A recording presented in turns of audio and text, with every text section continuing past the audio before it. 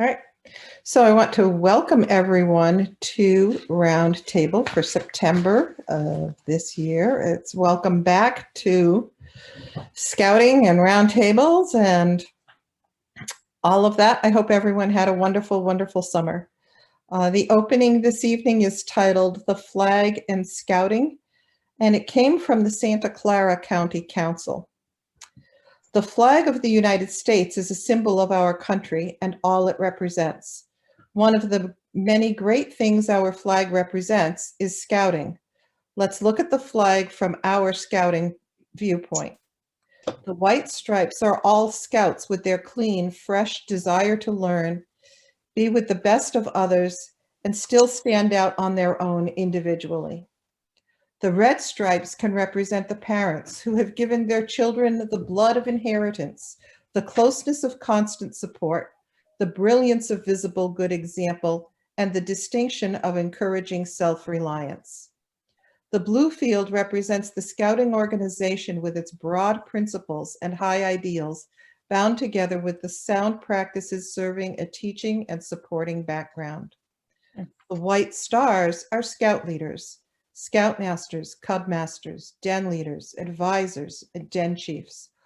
All those who assume the color and interest of the Cub Scouts, Scouts BSA, Venturing, and Sea Scouts, guide them in self-leadership, brighten the way of their growth, and illuminate the goals to constructive adulthood. That basic ingredient that supports our country and earns our flag its most distinctive honor, respect. Moving right along, let me go to the next slide. This is a look at what our roundtable calendar looks like for this year. This evening, Greg's going to be talking about Tentaroo and then the breakouts. But you will see that in November, February, and May, we will actually not be meeting on Monday nights. We will be meeting on the Saturday at the Scout Reservation. It's the same day as the WOA. And what we'll do is we'll pick up at the end of WOA and run for about an hour and a half. So in November, think from 3 to 4:30, things with cooking. And then in the winter, in February, we'll be doing some winter things. And then in May, we'll be doing some STEM. But I wanted to share that with everyone before we move into Greg and all of his wonderful council stuff that's going on.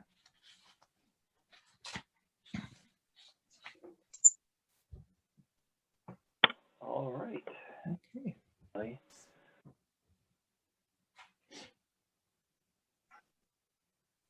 right. So, yeah, welcome to the new scouting year. An exciting summer, and up at our Moses Scout Reservation. So, I thought I'd share a couple little recap points for you there. As you can see, we had over 650 youth at camp this summer. 55% of those coming from the Western Massachusetts Council, and many guests from out of council. And nearly 200 adults came into camp this year. Those numbers are pretty significant numbers when we look back over the last decade of summer camp attendance here in Western Mass. The Cub Scouts, total of 71 Cub Scouts came in, and just shy of 600 Scouts BSAs attended this summer. And we offered the opportunity to come for a full week at camp, a short week at camp, or particularly given the COVID situation, families that come for the day program only. But we really technically only ran a residential camp program this summer. We did not operate our day camp programs as we have in the past. Of significant note is we had a 35% increase in youth attendance from the last time we had camp, and it is the largest camp that we have run in over a decade. Also want to just highlight the units that are participating in our All In for Scouting program. The rebates from summer camp alone for those units that supported the council and attended the Moses Scout reservation totaled just shy of $8,200 for summer camp alone. Rebates have been sent by mail or added to the unit accounts for summer camp, as well as NYLT, and some of the other rebates are starting to be requested by units as well. Upcoming events. This Saturday is the 75th anniversary celebration of the Moses Scout Reservation. Reservations are still being taken through Wednesday online. You can find that on our calendar. They're $10 per person, and if you want, you can add WOA for an additional $5. So that $10 gets you access to the historical displays, a special chicken dinner. We'll get you the 75th anniversary patch, a special wooden patch and name tag throughout that weekend, and a great price to add in WOA for your family as well. And I know John wanted me to let you folks know if you just wanted to come up and visit for a little bit and walk around, you can do that too. Want to visit the displays. WOA is the same weekend, and the prices are back to what they had been previous to the COVID situation. So $10 for our younger individuals, $15 for 11 and older, with special pricings for group of 10 or those renting cabins. And again, there's that 75th anniversary special as well. Mia Isaac's the point of contact for that. And I want to highlight here, I believe Ellie has a slide later as well, for the Cub Scout Fall Fun Day being hosted by General Knox District, Saturday, October 2nd at Moses Scout Reservation. It's $12 for the Cub Scouts. Adults are free. Lynn Leonard is the contact for that, and she's looking for anyone that may want to assist her with that event. And that event is open to anyone. They don't need to just be from the General Knox District. The Council Fall Camporee Moses 911 is back on the calendar and is scheduled for October 8th through the 10th. That's Columbus Day weekend. And we're very excited about the collaboration with the Civil Air Patrol. They will be doing a tabletop exercise, I believe it's tomorrow evening, to go through all the activities for the weekend, and that is $12 per person, and tent camping is included. That is for Scouts VSA, Venturers, and Sea Scouts. Weevil Scouts are welcome to come up for the day and observe the activities, but they're not able to participate in camporees according to BSA camping policies. Not everybody has realized that there's a special opportunity that goes with that. On October 2nd, units can request a visit to the Barnes Airport, and on the reservation for the event, if they want to do that, they're just asked to pick 3 one-hour blocks. That would be their preference, and John Willamane and Steve Skinnell will be working on finding at least one time that they're able to schedule them to visit, so no cost for that. The Order of the Arrow has a few events coming up. Just highlight the fall ordeal. The weekend of September 24th through 26th, registration is online.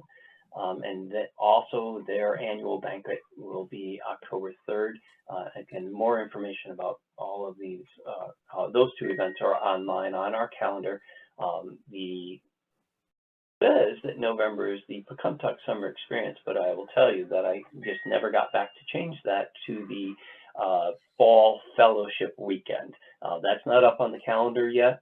That will be coming up. So any members of the lodge will be invited to come for a weekend of fellowship and fun. And now I'd like to introduce Nick Thornton, our most recent addition to our staff. He is our Senior Development Director. Put his contact information there. And Nick, if you want to unmute and say a few things about Night Out for Scouting and anything else. Yes, thanks for having me on. I'm looking forward to working with all of you. I have a long scouting history. This is my 12th year in the scouting profession. My dad was a scout executive, just retired. I have a brother who's a scout executive. I grew up on scout camps. I speak scouting, bleed scouting, love scouting. And I'm really looking forward to getting my feet wet here in Western Massachusetts, raising some money for this, really focusing on the capital campaign to improve the Scout reservation. And I think we're already moving along pretty well on that. I'll leave that until everything's locked in. But we have a very solid plan, and we're looking to move forward. We also have our Night Out for Scouting an auction, which used to be the Goods and Service Auction, but we changed the name of it. I am looking for any help anyone would have on that, people I should be in contact with about gift certificates or items that could be donated, possible sponsorships, or if you just want to attend and attend the event. I would love to, have you reach out to me, and as many people, many hands make light work. So as many people can get involved, the better. And we're really just kind of getting ramped up now, so it's not too late to join and help out. All right, thanks, Nick. Wrapping things up, there's lots of ways to get involved. I'm not going to go through all the details, but there are a number of work days up at camp on Saturdays. Anyone is welcome to join us during the fall ordeal. At the OA, there's going to be a special camp-wide work day and OA Beaver Day, and we invite everybody to come up, help us put away summer camp and get ready for this off-season camping. And there's some cleanup to do with the road project that was completed this summer as well. So come on out. If you're looking for something during the weekdays, our goat service patrol is being led by Bob Gosselin, and currently they're meeting one Thursday a month during the day. And I'd love to have some more people come out and get involved. And also just highlight the United Way Pioneer Valley Day of Caring. Is that exact same weekend as the fall ordeal, the Beaver Day. If you and have a company that might be looking to send some folks out and get involved, you can go to the website on the page there, uwpv.org/Day of Caring, and there are a number of projects, not just at the Moses Scout Reservation, that you can get involved with. District committee meetings are online. And then our council coordinated committee meeting, the next one's coming up this Thursday, and I think Dave O'Leary will be talking a little bit more about that. So I'll move on. A lot of online trainings available. The Appalachian Trail District has Den Leader specific training that's online for people to sign up the 16th of October, and Scoutmaster specific on December 11th. And there's a great National Outdoor Conference online the first weekend of November. $55 includes access to everything in the conference, and then the recorded sessions for a month after that as well. And I know there's a number of people getting involved in that event. And just to highlight our store hours, we've made a change again as being able to add in some more hours. So open Monday, Wednesday, and Friday now. You can see the hours online. Mondays are late night. If you want to pick up something during WOA, just call ahead, let us know. We'll do our best, and we'll bring that up there to the trading post. And we'll be closed on Monday, October 11th for a holiday, but you can see at the bottom of the page there's some additional special Saturday openings. And so October 30th will be our October one, but this month, September 25th, will be open from 10 to 2. Thank you, Ellie.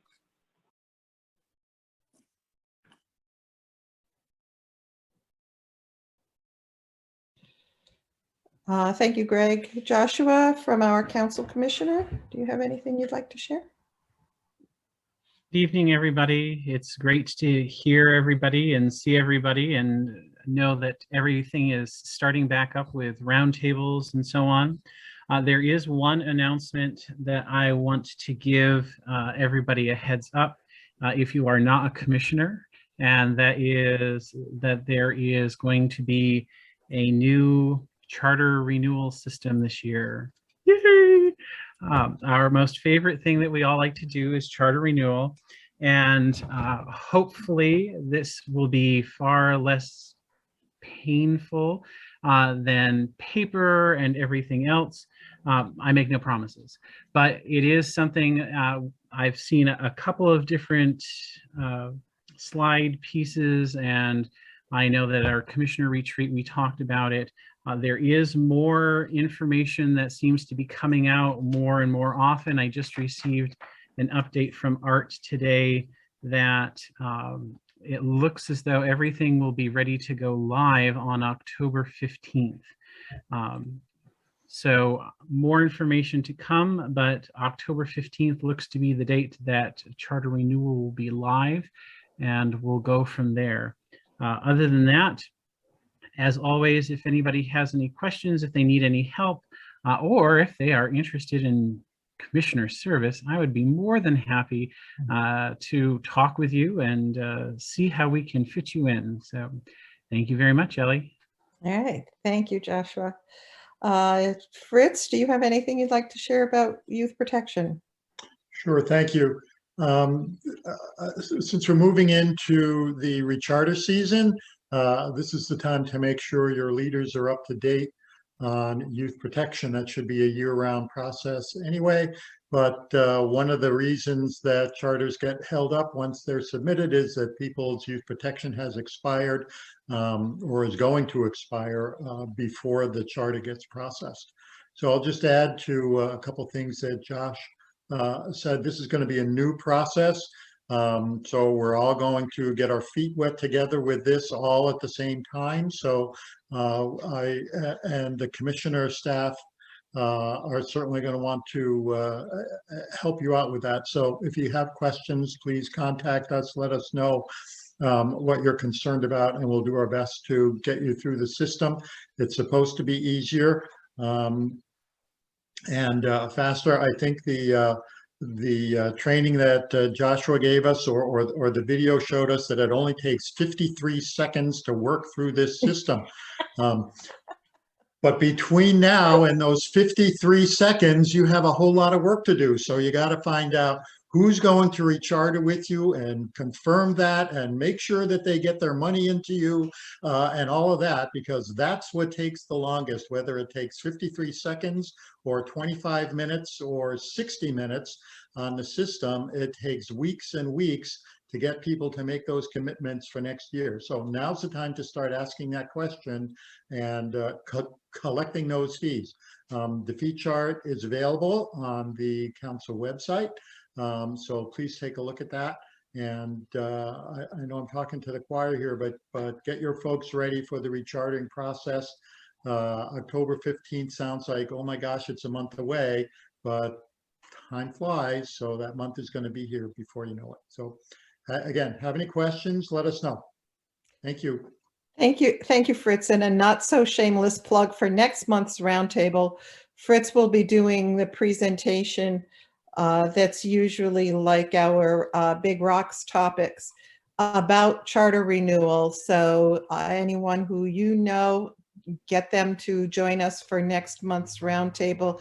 It will be very informative with all of this new information coming along about rechartering. I don't see Cheryl on this evening, but Art, do you have anything that you want to do plugging membership? I know we're all in on it and it's all working for everybody, but. Certainly quite a few things happening already this season. Since we announced a plan at in the middle part of June, asking units to tell us what their individual unit recruiting plans were. We've received notices of 46 units or 46 different membership recruiting activities that are happening out there. So that is working very well. Certainly, I'll highlight a couple of those, but also want to tell you just what some of the new resources we have available. We do have the new branded pop-up tent that was in 3 different locations this weekend. So we made that happen. It was in Russell, it was out in Dalton, and it was back in Longmeadow. So it's already got some miles on it. It's a 10 by 10. It has the custom branding that you're all used to, the silhouette of the outdoor program. Oh, there it is. Thank you so much, Greg, for fast fingers to bring that up. So that's available. We have added to our list of flyers and posters. We've added bookmarks. Those are now available as well. We had those a few years ago. There's one that's sort of generic and one that is STEM based. We have added a slightly newer version of the yard signs. So there's the classic and a new one in. We also, that includes the Scout Me In branding. That was the difference there. We have on the way in, it is not here yet. We still don't expect it for another 2 weeks. A archery soft inflatable game that folks can take out for recruiting adventures. We do expect it, like I said, in the next couple of weeks, but it's not here yet. We have had for a while now, but I guess it's just being sort of redeployed back out in the field. The backyard bass activity, which is great for a recruitment event in the public space. I was just Sunday, spent 6 hours out at Sycamore Park. I'm probably saying that wrong, with youngsters casting and catching plastic bass. They couldn't get enough of it. There were so many of them that came back. There was one mom who had to bring her son back because he did not sign her, she did not sign him up to join Cub Scouts. So they had got home, and apparently he threw such a tantrum that they came back to register to be part of scouting in the hill towns. So just wanted to go fish, right? There we go. We also have, and it'll be a segue to my other topic, again, trying to be fast, but also thorough. We have the popcorn popper. So folks can check that out. And there is, can hand out popcorn for recruiting events, community events, those sorts of things. Now, all of these systems, we need you to help us help you. And how we need you to do that is that we are putting links for people to register for those. Please don't call us and ask us. Please don't send emails. Please don't do those things. There just aren't quite enough of us to do routine tasks. Also, when you fill them out online, we know who's in line first, all of those kinds of things. So there's less opportunity for things to, happen that shouldn't happen. So please, on all of these things, we really want to do the best to serve you. So I'm sure you can imagine that that pop-up tent going to all those places wasn't able to happen on its own. That was from us, the staff, moving it around to all of those locations. That's the kind of stuff we should be doing, not handling lots of verbal requests. So please, if we ask you to report data, whether it's for reserving something, whether it's for setting your goal for popcorn, that if you don't set a goal, you're not going to get that part of the commission. And that's just the way it's going to be. If you don't type in the data, we just don't have time anymore to really go after those things. So please help us to help you so that we can do things like deliver you a canopy. With the popcorn, there is some confusion this week with the popcorn company. I don't know, there's a couple of you on there that are active popcorn units, so I will talk about that just very briefly. So the chocolate order, it needs to be placed this weekend, this week. What we don't actually know is which day Camp Masters is taking that final order. So they had wanted to push the delivery off and not send it to us until October 7th instead of the date we were looking for it, which was October 1st. So there's, and that's also what is causing the delay. But the answer is, if you want chocolate popcorn, please log into the system and place your order. And I did see Beth with her hand up. So yeah, I placed an order for the chocolate products today. super. And Camp Masters deadline says the 17th. Oh, okay. Excellent. Now, again, for that other unit that I think is on here that was looking for it for the second, I guess that means bad news for you, that you're not going to get it for that first weekend.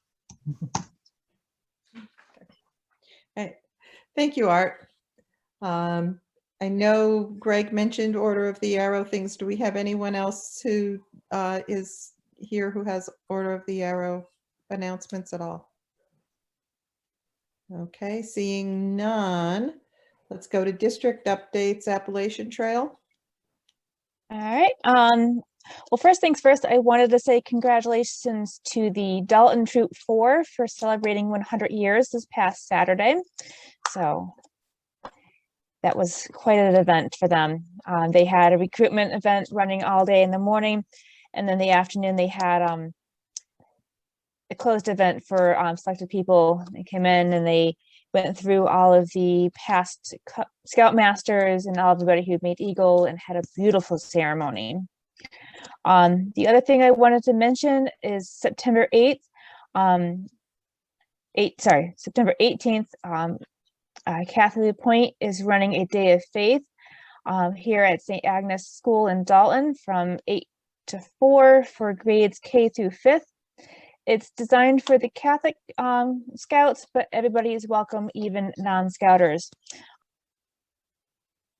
She's done this the last couple years, and everybody's had a great time. And that's all I have. Okay, thanks. I don't see Mike here from Metacomet. Is there anybody else here who has information from Metacomet that needs to be shared? Seeing none, I will share my screen. Okay, wait a minute. Why is it not letting me do that? Here we go. All right. And we will move on to the Cub Scout Fall Fun Day that Greg alluded to. And the theme is Community Heroes. Any Cub Scout rank can enter. And late reservations, I think this is important. Late reservations will be accepted at Moses that morning as well. Okay.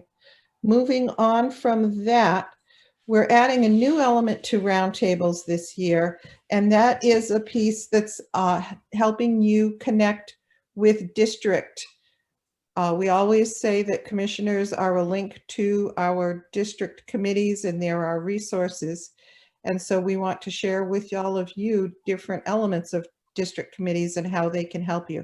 So starting this month, David O'Leary is going to be speaking about what happens as far as some district functions.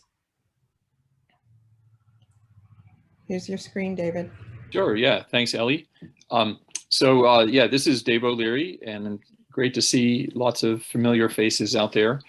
I'm serving now as the Vice President for District Operations in the Council. And so Ellie asked me to just give this quick overview to start this process. And then in upcoming months, we'll talk more about some of the specifics. So first, I wanted to just mention and explain the role of the district in scouting. So, you know, we're all in the Western Massachusetts Council, and as you just heard, they're within the Western Massachusetts Council. There are 3 districts.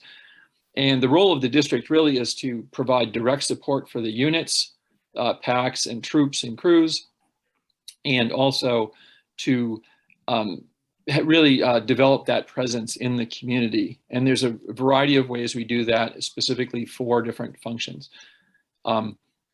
So membership and membership recruiting, both supporting membership retention and keeping scouts in, but also getting the word out about scouting and helping to start new units and then recruit kids into our existing units. The program function, which has a lot of different aspects to talk about more in the next slide. Fund development, in the district perspective, that largely you see that as Friends of Scouting, but also popcorn or any other sales and things like that we do. And also the Friends of Scouting could be both within the units, but also from other, other community members and seeking community support from those who may not be active directly in Scouting. So, and then the fourth function, you've heard from Joshua Hall and Fritz earlier, and Rebecca, all involved with the commissioner staff. And that's the commissioner role, is to directly support the units and the units that are up and running and help them to be successful. So yeah, you can switch over to the other slide. So again, those four functions: the commissioner staff, membership, and building new units and supporting existing units, fund development, and then program. So as you can see here, there's several different things with regard to program. Advancement, that includes the Eagle Board of Reviews and other questions about the advancement process. Activities includes camporees and Klondikes and things like that.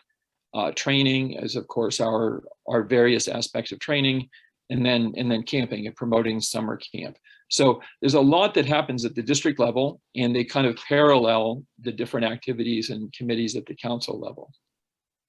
Since we're a relatively small council with the 3 districts, we have some things that really happen at a council level. And just last year, we started a process where we're having a coordinated monthly committee meeting for several of these committees. And that happens on the 3rd Thursday of each month. Anyone's welcome to attend. And you can just go online, look on the council calendar, and get the link. Those meetings are also conducted virtually as a Zoom meeting. So you can go on and join and participate and learn about some of the activities and help with planning. And again, we welcome anyone to get involved and find the place that you're most interested in helping out. So I did say that a big part of the district is to support the units, and whether that's helping you recruit members and with marketing through the commissioner staff, providing program events and training. There's a bunch of different ways that we can help. So I would say if you either are interested in getting involved and helping out at the district level, you can reach out to the person who's your district chair and those names, or your district commissioner. Each of those names are listed on the council website in the appropriate area for the districts. Or if you're interested in getting involved, or if you're interested in help, you need some ideas, you have questions about advancement, you're trying to recruit some new members into your unit, whatever it may be, you can talk to your commissioner or reach out to the appropriate person in the district, and we'll help you connect to the resources. So again, I was asked you just to give that kind of quick overview. I'm happy to answer any questions. If there are, you can put them in the chat and we'll follow up. But I think we'll turn it back to Ellie so we can move on with the program. Well, David, thank you, because you just offered up the perfect segue for my making the announcement that at the close of our breakout sessions tonight, we have a 10-minute leader forum where people can ask and have questions answered between leaders and those of us who are doing roundtable things. So there'll be that opportunity as well as the chat. Okay, our Scout Book tip of the month this month is, are you using Scout Book? And if you are not, why not? The charter renewal piece is changing, and with that, it's going to be going through the internet advancement. So now is the time to become familiar with Scout Book if you are not already familiar with it. And if you know of a unit near you or are friends with someone and their unit is not using Scout Book, do a good turn and offer them assistance and help them get going with that. All right. And now I'm going to turn it over to Greg for some information about using Tentaroo. All right, thank you, Ellie. So Tentaroo, this is the hot topic or safety moment. I guess the safety moment for Tentaroo I would say would be when you're getting frustrated, step away for a moment and take a deep breath. So Tentaroo itself is sometimes when people contact for help with Tentaroo, Tentaroo has a couple sides to it. One is the website itself. Our website is hosted by Tentaroo, and so sometimes people are looking for help with kind of getting something changed on the website. The most common request is about registration for large events such as summer camp or making reservations for facilities. And to access that area on our main website, there is a login in the upper right-hand corner that seems to hide up there sometimes. So able to log into that area and to access those tools. The third piece for Tentaroo is on a number of events, such as the reservation for the anniversary for Moses. At the bottom of those pages, there are these forms that pop onto the page, and that is run through Tentaroo Forms. It is outside of the registration system, and these forms are used often because you don't need a password, you don't need to, but you also can't log back in to see them afterwards. So it makes it a little simpler for people for smaller events, families, individuals registering, rather than having to remember their account. Unfortunately, one of the challenges with that is the finances, the payments for them are on two different systems, even though we think of them as Tentaroo. The forms go through a third party and for credit card payments and such, called authorized.net, whereas rentals and events in Tentaroo go through the Tentaroo system, and then we can reverse those charges as credits onto your account. But I may have made that a little bit more confusing than not clarifying some things, but Tentaroo is a little broader than sometimes think. There is rather than telling you how to use Tentaroo, I think pointing out where some of the resources are. So on our main page, under the resource tab, there is something that says event registration guides, and that takes you to same page I was going to highlight for you. So the website is user.tentaroo.com, and as so many tools are going now on the internet, Scoutbook being one of them, there's no hard manual anymore. It really is a website or forums or something called a wiki that will be changed so that as an update is made, something is improved, the training and the resource help tools are updated immediately. So when you click on it, it may be different than it was the day before. So this page is taking you to Tentaroo for registering for events or reserving facilities and accessing your account. And I think they've done a pretty good job at trying to anticipate a lot of the questions. So one little hint that I'll give you is if you know your unit, every unit in our council should have a Tentaroo account for themselves for registering for summer camp, for example, Merritt Badge University, making rentals at camp. The unit should be using their unit account. Not having a scoutmaster or a committee person making an account under their own name. Those unit accounts periodically are updated with your rosters from my.scouting, and so that you have your scout and your adult leaders information in there. If you're doing it on your own, you're going to enter a lot of information manually. If you need help with that, contact us at the office. Sometimes folks have hit, there's a place for, I think when you're logging in for help, and it really just triggers an email to us anyway through the company. But let us know. We can access the accounts for you and update contacts on there. But just quickly here, I'll show you for facilities. It's going to take you through, it's going to tell you all the different trainings that they have. They've even done a nice job. This is a recent update on the videos of telling you what timestamp. So if you just want to find how do I make a payment, you can skip right to the 3-minute 50-second mark and watch the videos.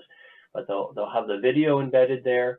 They're going to, underneath it, going to walk you through, just kind of highlights a summary of what's there, and they're giving you screenshots with some directions as well that match the video. So I think this is probably the best thing I could do, is just point you to this resource.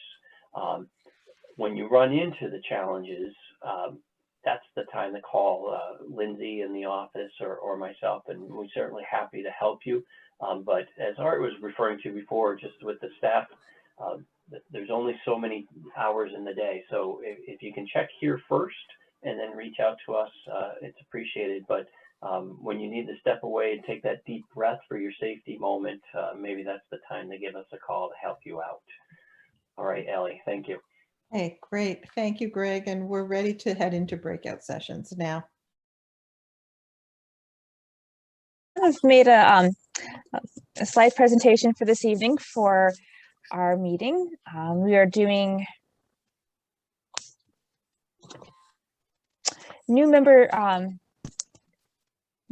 coordinator. Oh, right. It's been a while. I have to remember to share my screen.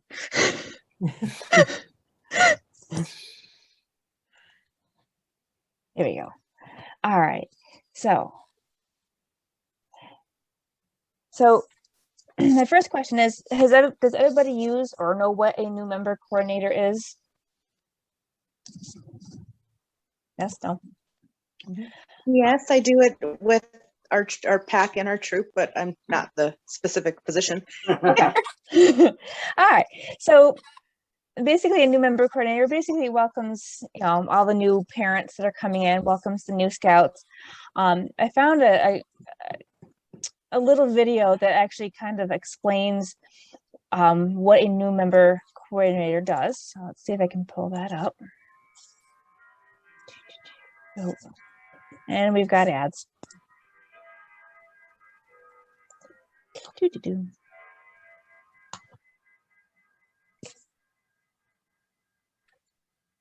everybody hear that? No. No. Oh. It's moving, but no sound. No sound. Hold on.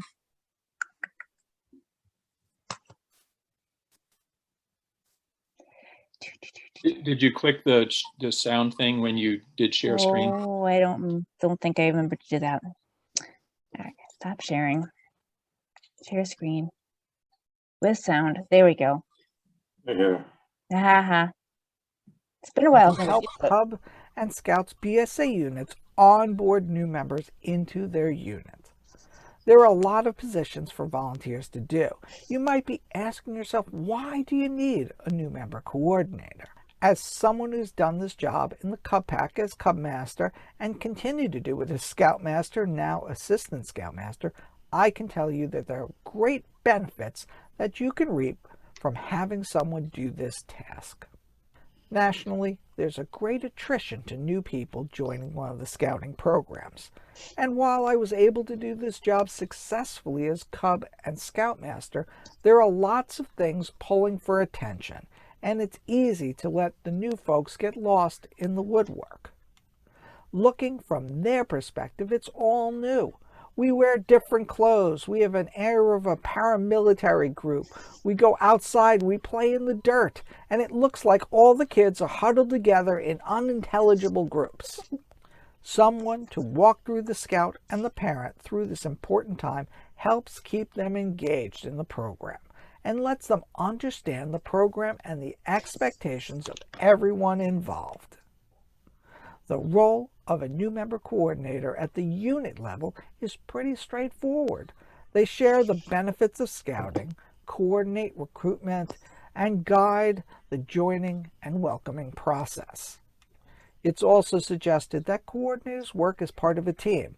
that collaborates to work with new members to develop get-to-know-you guides, events, and materials to engage new members. The position is a great introductory position to future leadership opportunities. It can make someone who's relatively new to your unit part of the team. Getting someone who did not attend committee meetings or even meetings to come down and participate in an important way. Being that the new member coordinator position comes with its own built-in authority, as new people want to hear what they have to say and will ask questions and be engaged, it's an attractive position without a lot of the downsides you see in other positions that deal with discipline, money, and management. This is why it's a perfect position to recruit for. And as you know, as people age out and move on, you look down your bench to have people fill in the vacant positions. New member coordinators are encouraged to wear the newly designed welcome pin, name tag, hat, vest, or shirt. The position does not require a uniform, as the thinking is that families new to scouting feel more comfortable when they're greeted by someone dressed more like they are. In my opinion, as someone to integrate into the unit in the position would be to wear the PAC's or troops Class B uniform. That's a scouting t-shirt with the welcome pin.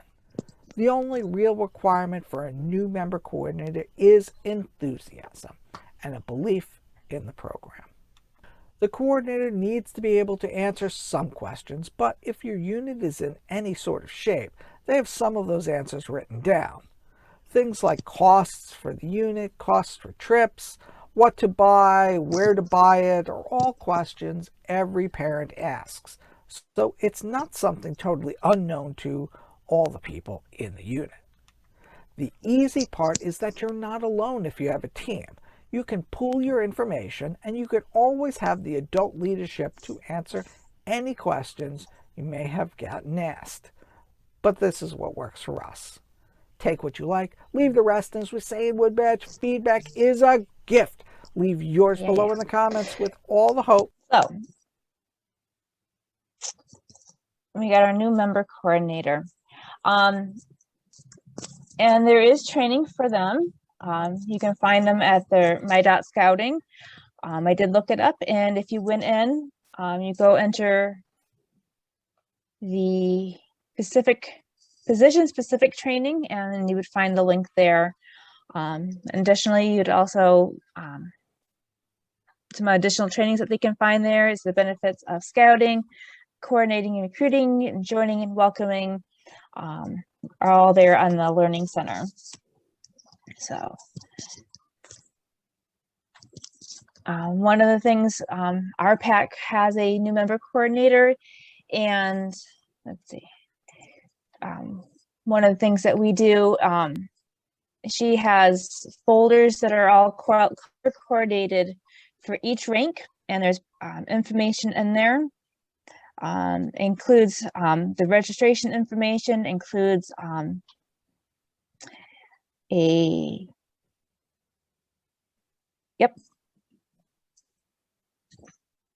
application if they haven't filled one out online. It has the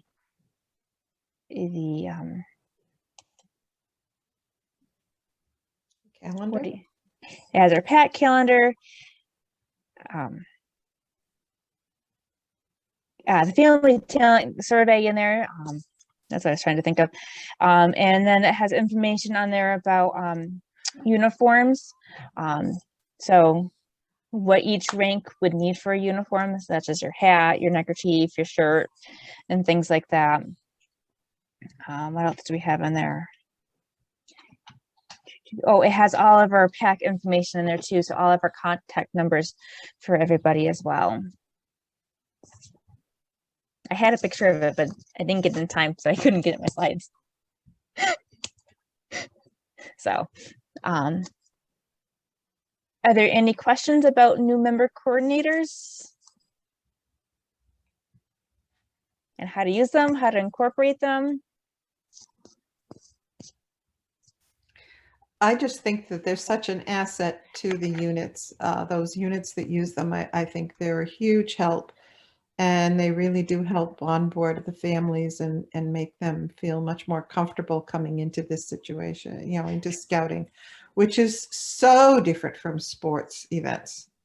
So, and, you know, sporting activities. So. Absolutely. You know, and you come in and, you know, as you get used to the program and you know the ins and outs and, you know, you use all the, you know, the key terms of, you know, and it's like everybody's like, what is a COR? What is this? What is that? And it's like, oh, right. You don't know all our lingo, you know.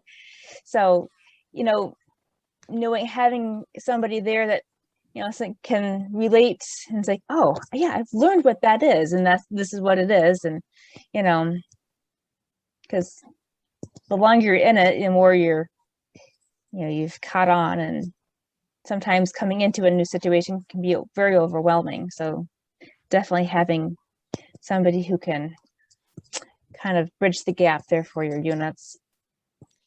And someone who's there in person to bridge that gap. When you're doing online training or something like that, yes, you're getting the information about a COR or a district committee and things like that. But someone like the welcome position, you know, it just makes it much more personable and can then direct you and introduce you to the people who you need to know if you have more questions. We also make available the opportunities for the adults, the parents that are coming in for any of the positions that they, you know, are for like committee chair members, even den leaders, or assisting as a den leader and things like that. So we let them know there's a lot of opportunities for them also within scouting.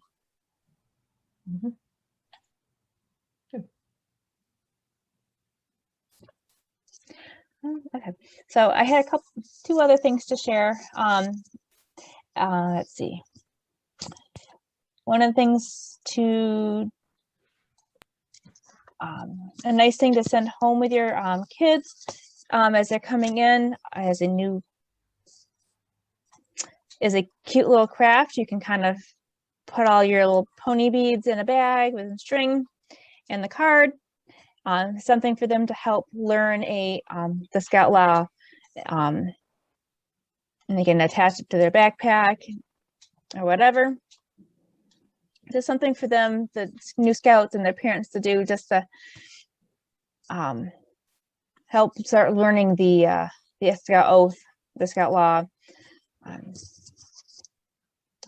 And the other thing I have is a song.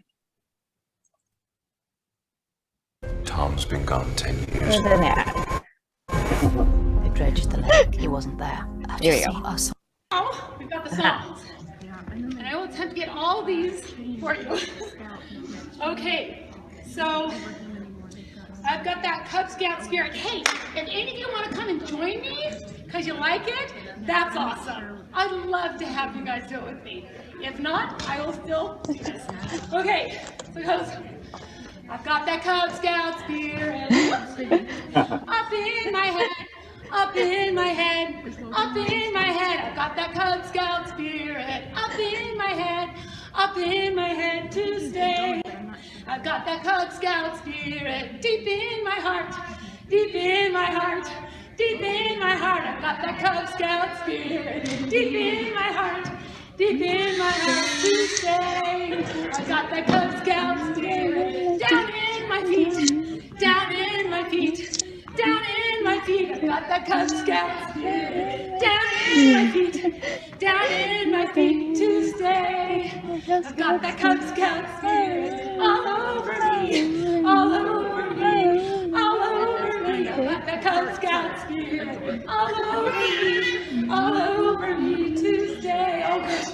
I got that Cub Scout spirit up in my head, deep in my heart, down in my feet. I've got that Cub Scout spirit all over me to stay. I need that. Thank you.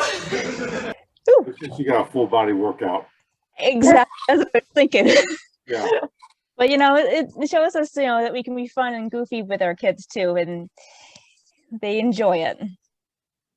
So They do. And the thing about singing and Cub Scouting and everything is a lot of times I would have parents at Cub Scout camp going, well, I don't sing. And I look at them and I go, I don't sing either, but we're at Cub Scout camp.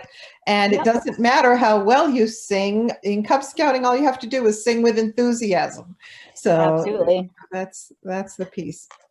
Off key, out of tune, out of sync, doesn't matter. Enthusiastic is what counts. Exactly. Yes. Awesome. Melanie, how's everything going with your unit? We're doing good. PAC is a little slower, low on numbers. We're hoping to get a recruitment soon and get some flyers out to the schools. Yeah. And Bradley, how about yours?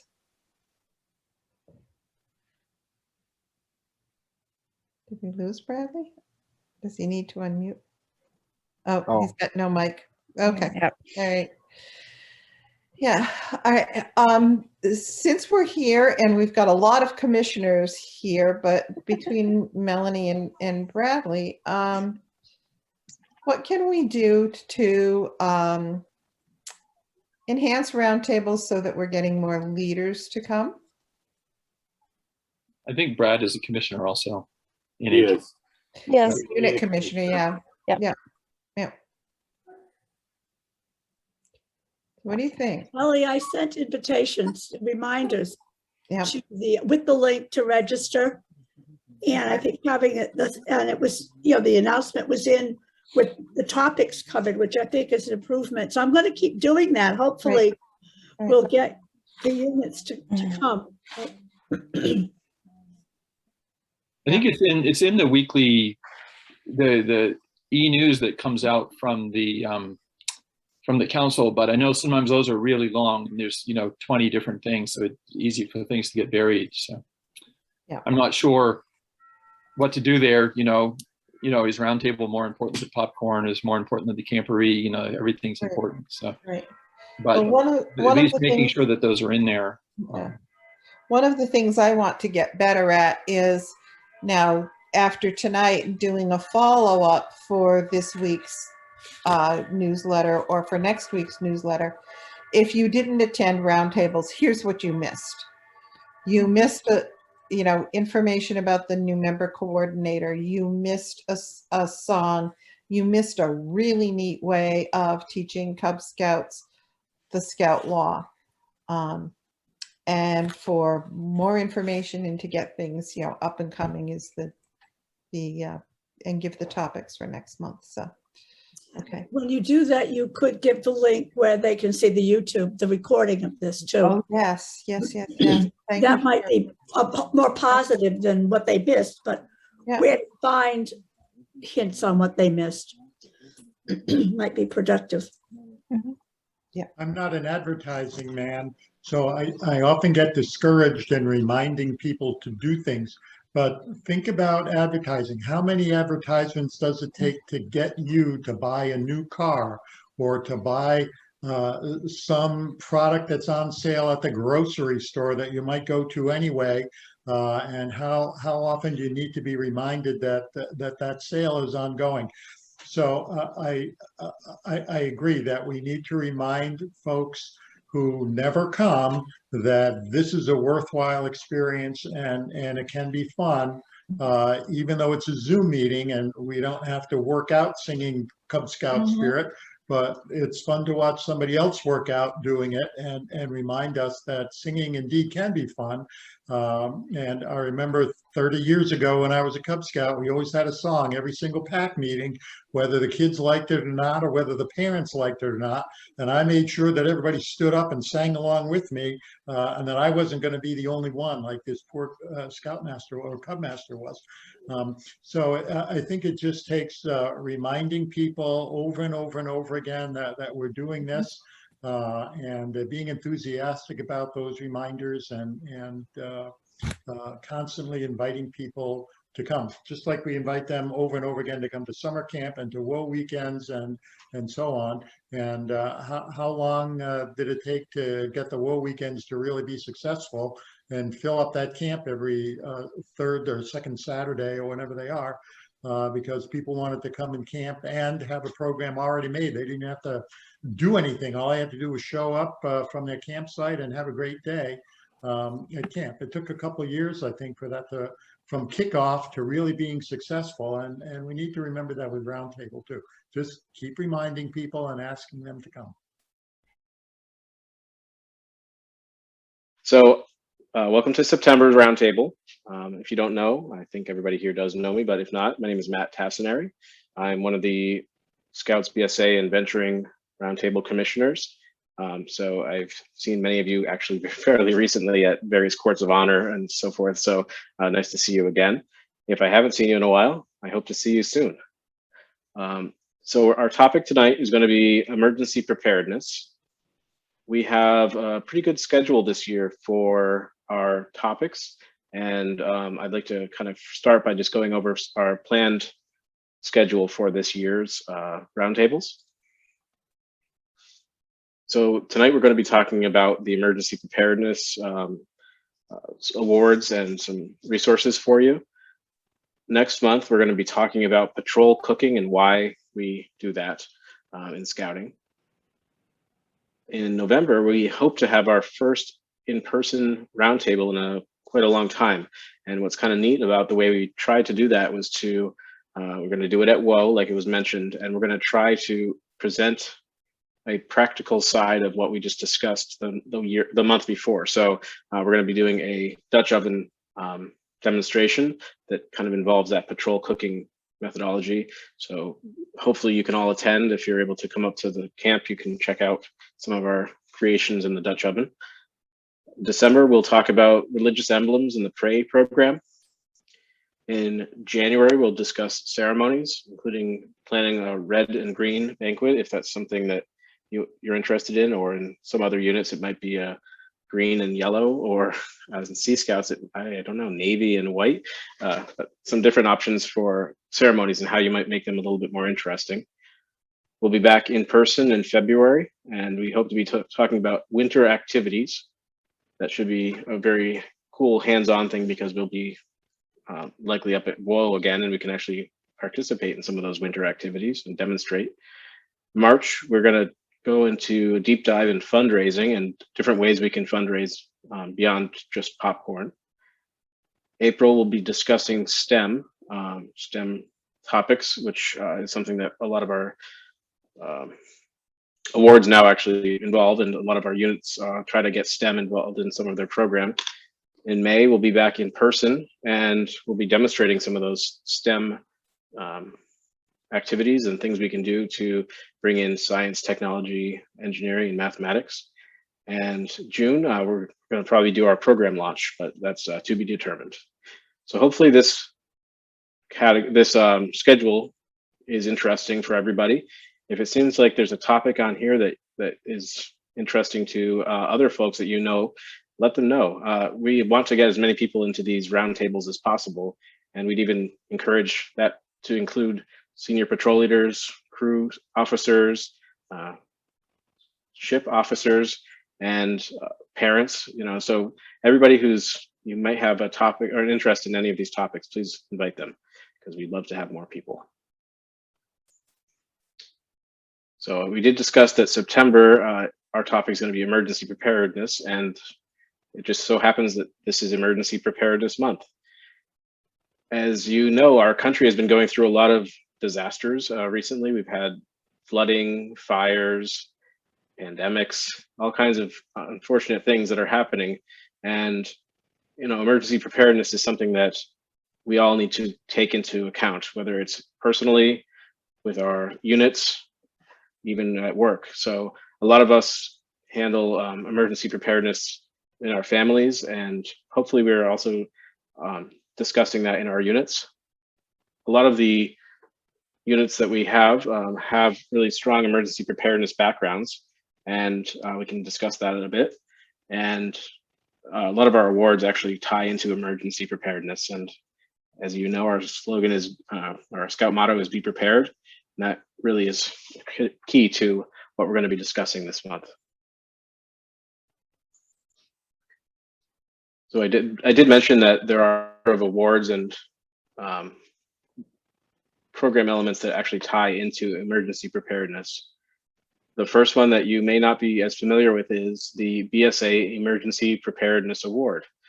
That's one that's actually been out there for quite a while. Let's see if I can bring up the website that talks about that. Yeah, so it's an award that's actually a pin that you can earn as a scout or as a scouter, or even as a, you know, a venturer. And there are unit level awards as well. So all kinds of interesting requirements are involved. So you, as a Scouts BSA, would have to create an emergency plan for your home and your troop, know all the details, earn first aid or emergency preparedness merit badge with the troop or team, including all the adult leaders participate in an emergency preparedness training conducted by a community emergency preparedness agency, and then complete a training called the Introduction to the Incident Command System. So that's actually kind of a new one. There are even volunteer awards that you can earn as an adult. So all kinds of opportunities to earn this one. And it's pretty cool. It's a nice pin. So you can see there are gold, silver, and bronze pins that you can earn for these. And you can, some of them you can wear on your civilian clothes as well. So it's kind of a cool thing to maybe look into. That's one of our awards that you can earn. Any of you who are involved in Scouts BSA should be very familiar with the Emergency Preparedness Merit Badge. It's one of those merit badges that are required for Eagle, and similar types of requirements for that one, but it does go in more in depth. And you know, if you are a scout, I would highly recommend looking at that one, and you'll be able to prepare for emergencies and discuss things like that. So what's cool is I found that if you don't know this, I'm sure you do, a lot of the merit badge requirements are now published right online as a PDF file. So I was looking at that merit badge. Just make sure you're looking at the current one, because things may have changed recently. Sorry.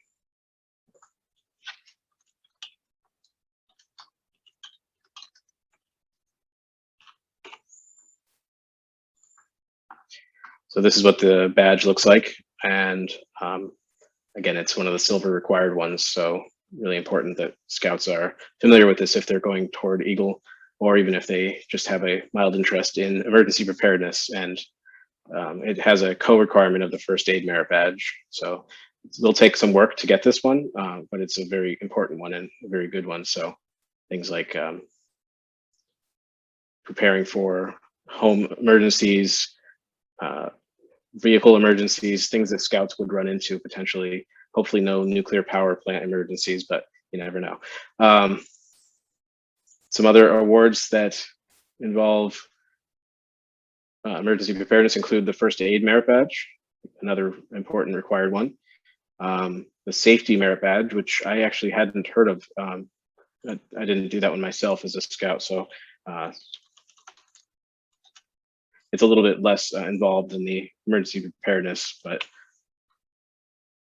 it looks like that. And it's another one that's available online. Kind of goes into a lot of that emergency preparedness and what it means to be safe, things like checklists, and how you as an individual contribute to safety. So another one that's helpful, and the scouts can earn that one. Let's see, getting back to the presentation. First and second class both have rank requirements that involve emergency preparedness. One is in kind of a tie into that other requirement that we were looking at about preparing a home emergency preparedness plan, and then the other one is creating a kit, an emergency kit. Venturing has an optional award called the Ranger Award that also has building an emergency kit and developing an emergency plan tied into that. And in Sea Scouts, if that's something you're interested in, one of the requirements for the first rank, called the apprentice rank, involves learning the emergency communications, things like Mayday. So very widespread requirements for emergency preparedness across all of our programs for older Scouts. And I would say that if you're involved in Scouts, you'll be definitely doing some emergency preparedness in one way or another. In that thing I put in the chat a little bit earlier at the beginning of the session, I did include a list of activities that you can do with your unit. They are kind of games that you can run with your Scouts during a meeting to kind of get them in the idea of emergency preparedness.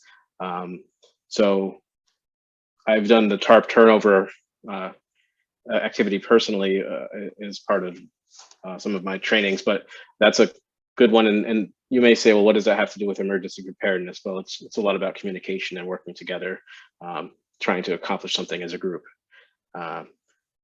Signal tag, it's kind of an interesting one. It's kind of using various types of codes. You can do Morse code, you can do semaphore, and trying to achieve things as a competition by using codes.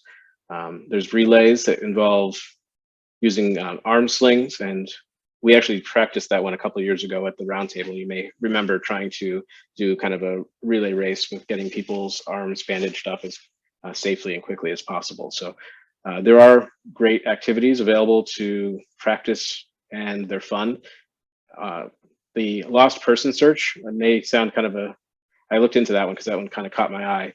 That one involves hiding various things throughout the area and sending Scouts out as patrols to try to find as many of these items as they can, and then setting a time limit to see who gets the most points. So you can sort of put out stuffed animals or other things that might kind of catch their eyes, and then see who's kind of got their wits about them in terms of finding things. So all kinds of great activities. I would encourage you to look at the handout that I put in the chat if you want to kind of learn more about these and how to run these with your unit.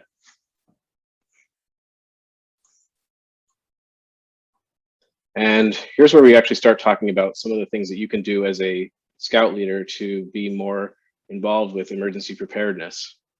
I know there are units around, including the one that I'm a commissioner for in Palmer, that is a CERT kind of specialized venturing crew. They are very involved with the community response, and that's what CERT stands for. It's Community Emergency Response Team. And if you wanted to learn more about that, there's a website right on there for community.fema.gov that talks about how you can get involved with CERT, whether that's through scouting or even just personally if you want to be involved with your community's response team. It's a little bit involved in terms of being trained for that, but I would recommend you look into it, and probably a few of the folks in this room could talk about how that is and what that training involves. I see Heather nodding, so maybe we can talk about that during the forum at the end of the session here.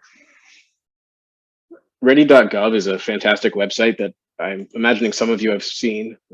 So if you want to learn about how to be prepared for emergencies that may happen in our area, this is a great place to go. And they talk about everything from thunder and lightning, hurricanes, flooding, drought, things that affect us all, how to make a plan. And these are all easy to use, well laid out things that you can bring your Scouts to, you can send them to do some training on. And I would highly recommend that you try to involve some of these topics and activities in your discussions about emergency preparedness. So if they're going to have to make a plan for their household or their unit, then it would make sense to send them to ready.gov and have them check out the make a plan section. Or if you are talking about things like thunder and lightning, if that's something that would potentially affect one of their campouts, how to be prepared for what could be dangerous during a thunderstorm or lightning, and how to be safe during things like trying to avoid those if possible, go indoors or find a car with a roof. don't plug things in and talk on the phone during the lightning storm. Don't be in running water, things like that. Some things that may seem like common sense to us, but our scouts may not understand that.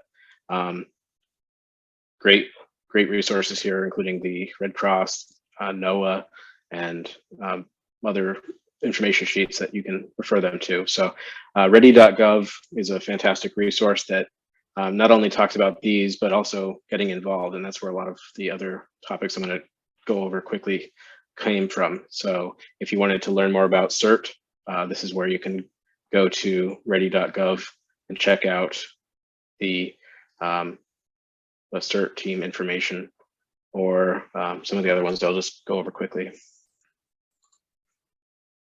So there are organizations that go beyond that. So one called Voluntary Organizations Active in Disaster. Every state, or most states, have this NVOAD or VOAD organization, including Massachusetts. So it basically talks about getting all the organizations that might be involved prepared and working together. So like Scouts might be involved with this, but so would the Red Cross or CERT teams and things like that, and how they all can kind of coordinate. So it makes more sense to work as a team versus everyone doing their own thing. They have discussions on here on trainings and how to teach emergency preparedness to younger kids. This is something that your scouts could actually bring to a classroom or a group of Cub Scouts, for example, and if they wanted to teach emergency preparedness to another group, which would be a good communications requirement. So again, keep an eye on ready.gov if you have anything to do with emergency preparedness. That's a fantastic website. It links to a lot of these other organizations. Red Cross is another fantastic place that you can go for information. One of the things that I've included in that handout was at the back, and the last sheet was a kind of emergency preparedness checklist that you can actually use with your scouts, or they can use with their families. So that's things like what you should have in your emergency kit for your home. Water, food, things that you might think of, but other things you might not think of, like the can opener. Make sure you actually have that if you're going to be having canned goods.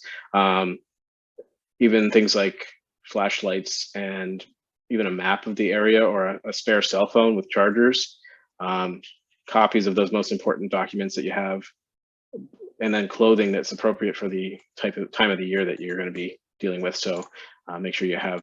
That went a lot faster than I thought. Right.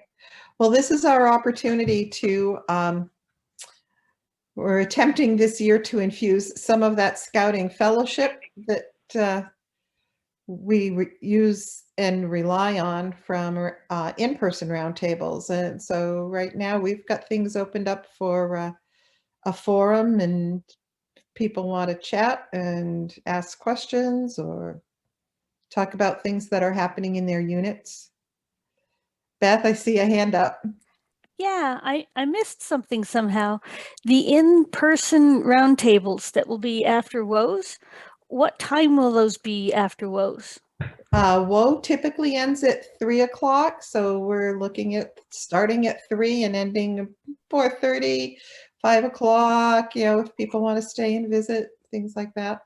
And the first one will have food, because we'll be doing cooking. We'll be doing box ovens at the Cub Scout breakout, and some Dutch oven things. So.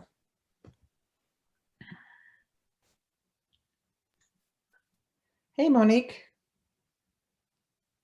I have sorry, I forgot how to unmute for a second. I have a question. If for those roundtables, my troop is probably going to be camping at the same time to participate in WOA. Yep. Would one of the older scouts be able to join as well? Absolutely. That's one of the things we've been trying to push and get people to recognize. And we had hoped that with virtual roundtables, it would be easier for older scouts. Senior patrol leaders, they are leaders, and roundtables are sometimes misconstrued as being an adults only. facet, and it's not. They're for all leaders, for parents. If a unit can't have a den leader or a scoutmaster or assistant scoutmaster or committee member attend a roundtable, have a parent come to roundtable, rotate it through so that the information comes back to the units, and you still, you're getting people involved. That volunteer thing, not everybody has to be a registered leader to somehow help and volunteer within the unit. Go ahead. Ellie, I have a follow-up on that when you said about you thought it would be easier with virtual. I'm going to ask, maybe you pass this along, because it was my older scouts actually stopped coming when we did virtual, because one of the first times someone asked a question about recording and a scout being on there. And so I actually, and there was a whole thing about that. So I actually had the scout leave the room. And I have not been inviting my SPL or my ASPL again in virtual time because of that. So that might be something we want to clarify, because before the virtual, I actually would have encouraged. I hear you about that, and maybe Greg can offer us some insight about that. So I think the question is, are youth permitted to be here because we're videotaping? And the answer is yes, they are. It's in the information coming in, and the council is permitted to record and utilize. It's the unit activities that are the guidance that is put out for there, but it is a personal call. They could turn their video camera off and not visual, then that's a choice about speaking. Okay, so Monique, I expect to see some of your youth leaders next month. Thank you, and you will. Okay. Fritz, is that a wave of your hand? I still have difficulty locating where the camera actually is on this thing. I just wanted to mention some things about recruiting. I've been in touch with some of the Cub Scout people. I know we don't have a lot of Cub Scout people here, but I guess my theme is to be a little ingenious about what kind of recruiting events you plan to attract kids. PAC 94 in Longmeadow did a kickball game at the end of the summer, so it was before school started. And their goal was to have each one of their current Cub Scouts invite a friend who was not a Cub Scout to come to the game. So there weren't a whole lot of invited friends who came to the game, but we were at a park in Longmeadow right next to a playground in Longmeadow. So some of the scouts went over and invited some of the kids who were playing and spoke to the parents and said, why don't you come over and play kickball with us so we can have a decent game, because there's so few kids that they really needed some more players anyway. And some of the parents came over and watched and spoke with the leaders who were there. And so they got 4 new kids to sign up that day. That same PAC is linking with the Longmeadow Library, which is having a book sale the beginning of October, and they are going to set up their recruiting table at the library during the book sale. And I've gone to the book sale many times because I love books, and there are some really good deals available. So there will be many people going to this book sale, and they will have their recruiting set up, their recruiting table set up, and will encounter a whole lot of friends and other folks who might have an interest in scouting as well. And I was speaking to Fran LaMountain today over in West Springfield. They are having their recruiting event on Sunday afternoon, and they are offering free hot dogs and hamburgers to anybody who comes by, and they don't have to sign up. They just have to come and listen to the spiel. So those are just a couple things I'm going to throw out there that you might not typically think of as ways to recruit kids, but maybe some of you have other things that you're going to try a little bit later in the year and share. And I'd love to hear other ideas so I can pass them along to other Cub Scout packs and troops as well. One of the things that I heard of that was done in a council east of us was one of the towns, they did a thing that was pizza box recruitment. And the flyers that we typically hand out at schools and we send home with the kiddos and everything, they printed up a bunch of flyers and they coordinated with a couple of the different pizza shops in town. And when a pizza went out, a form for joining scouting was stapled onto the box. When they closed up the box, the form got stapled on. So, and they actually got quite a few new scouts that way.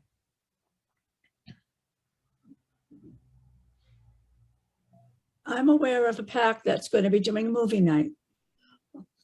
Flyering this, it'll go out in the electronic flyers with the schools, and they've set up a movie night. And that was because their original activity that they had planned had to be canceled. The chartered organization felt at the risk of COVID. So they had to cancel that, but they are allowing this to happen. So they're doing a movie night. Awesome. Any other thoughts, concerns?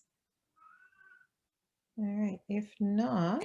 I have a random one, and this might not be the right group, but I have a very small scout book advancement question. Is there someone here who could answer that, or should I not? Well, throw it out there and we'll see if somebody can answer it. I have say it again? The trick is that commissioners don't have access to Scout Book because we're not members of your units. So hopefully another leader, and that's why we have a leader forum. Hopefully another leader will have an answer for you. Cool. This is a Scouts BSA question. I have a kid ready for an Eagle Scout board of review. Yay. She meets with Mr. Perkins tomorrow. And the last time I was involved with these, we were still using pieces of paper for advancement reports. So if the Scoutmaster had not signed off on an Eagle Palm, that kid didn't get it with their Eagle Scout at their board of review. So my question is, in Scout Book, you can't do everything for an Eagle Palm, because in Scout Book, it still says you have to do it. You have to be a scout for 3 months after. So no Scoutmaster will check that off because it's not since they've been Eagle. It looks like after the board of review, the instructions are to put the same date in for both of them. But you no longer have a piece of paper. You no longer go in prepared. That's the part that's kind of freaking her out a little. I think I might be able to answer this from the council office, is that upon a successful Eagle Scout board of review, any palms for each additional 5 merit badges, the palms are automatic. And that at that board of review, there's a paper advancement report that's sent into the council, and the Eagle processor adds the Eagle palm at the time that the National Council finalizes the approval. That surprised me. So there's still a piece of paper, but the troop doesn't provide it anymore, huh? So yeah, because you cannot enter Eagle Scout requirements in the Scout Book. Yeah, so Beth, you still need to bring the advancement form with you to the Eagle Scout Board of Review, and for General Knox, you give it to Bob Perkins, and then make sure it gets with the paperwork to council. Because if you don't do it that night, unfortunately, then they go back to the old rules of you have to wait 3 months, starting your first one, 3 months and 3 months.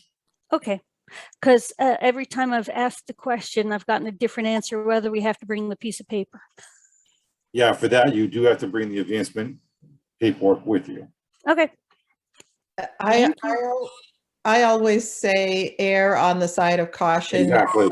Prepared, and when I'm dealing with youth who are working on Eagle Board advancement, whether it's the project or whatever, it's make copies of everything, duplicate, triplicate, because teens' bedrooms sometimes turn into black holes. But as leaders too, it behooves us to just say, oh, yep, I've got that extra piece of paper, just in case. So put it this way, Beth, I've never heard Mr. Perkins say you brought too much paperwork. Right. Got it.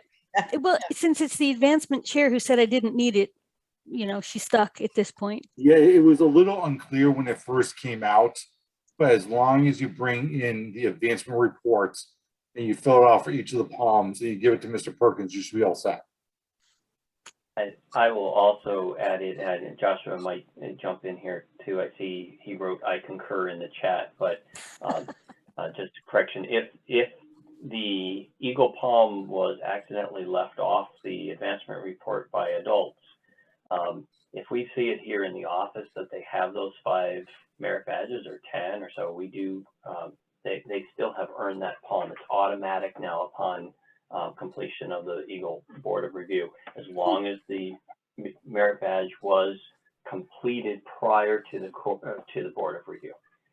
That is Anything correct. after the Board of Review does require the 3-month and other requirements. That is Makes correct. sense. Thank you. Josh, is there anything official out there about that? Official as in terms of, If you go to scouting.org and or scouting resources, did they actually spell it out somewhere? so the guide to advancement spells it out. Okay, thank you. Yep. And there is a brand new 2021 guide to advancement, which is only maybe 2.5 months old. So. Okay, I'll look at that now. I was just curious.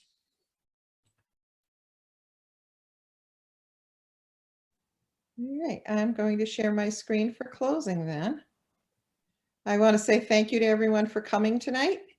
Have a wonderful month, and we will see you in October, where Fritz will be talking about rechartering. Cub Scouts will be talking about JTE and unit planning, and the Scouts and Venturing and Sea Scouts will be looking at why do we do patrol cooking. So thinking about tonight and everything, I want to share a quote with you as well, that to know and to do and to be prepared to do it is one of the privileges and the duties and the glories of every scout. And as leaders, we owe it to our youth to go into all of our meetings prepared. So being a scout leader is an unpaid job, but it is the most rewarding one. Have a great night, everyone. Enjoy, have a safe October, or safe remainder of September, and we'll see you in really 3 short weeks, because of we're actually meeting the second Monday of the month this month. So, right. Good night, everybody.